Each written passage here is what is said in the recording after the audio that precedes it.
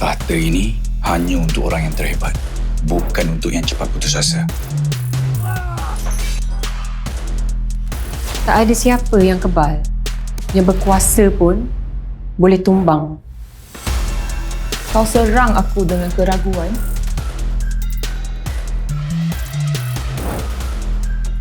Aku lawan dengan keyakinan.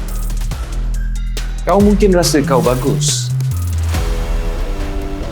Tapi sejauh mana pun kau lari, aku kekal di hadapan. Kau yakin kau hebat? Tenaga aku jauh melangkaui batas kau.